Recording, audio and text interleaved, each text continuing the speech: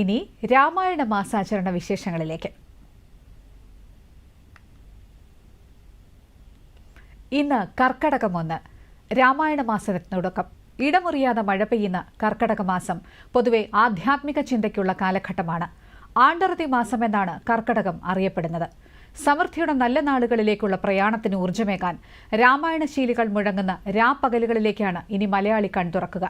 ശ്രീരാമനാമം പാടി വന്ന പൈങ്കിളിപ്പെണ്ണേ, ശ്രീരാമചരിതം നീ ചൊല്ലിടുമടിയാതെ. ശാരിക പൈതൽ താനും വന്ദിച്ചു വന്യന്മാരെ, ശ്രീരാമസ്മൃതിയോടെ പറഞ്ഞു തുടങ്ങിനാൾ.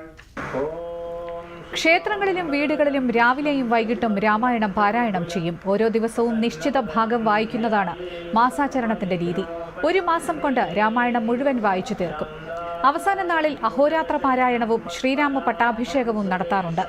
രാമന്റെയും സഹോദരങ്ങളായ ലക്ഷ്മണൻ, ഭരതൻ, ശത്രുഘ്നൻ എന്നിവരുടെയും പ്രതിഷ്ഠയുള്ള നാലമ്പല ദർശനവും കർക്കടകത്തിൽ പതിവാണ്. ക്ഷേത്രങ്ങളിൽ ഭക്തജനങ്ങളുടെ തിരക്കേറും. രാമായണ മാസാചരണത്തിന്റെ ഭാഗമായി തൃപ്രയാർ ശ്രീരാമസ്വാമി ക്ഷേത്രത്തിലും രാമായണ പാരായണത്തിന് തുടക്കമായി.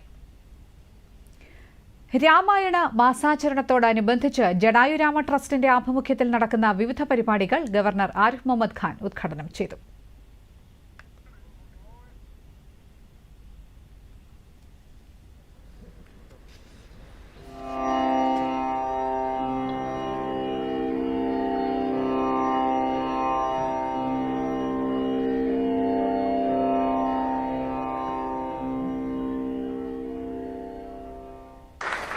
सीता देवीए रक्षिक्यान वेंडी जीवन वेडिंजा जडायु त्यागतिंडेयुम स्त्री सुरक्षा युडेयुम पीर्तिकम आन अतिनाल स्त्री सुरक्षक उन्नल नल की रामायण मासम आघोषिक्यान तिरुमानिच जटायु ट्रस्टी ने अभिनंदिक्युन्नु.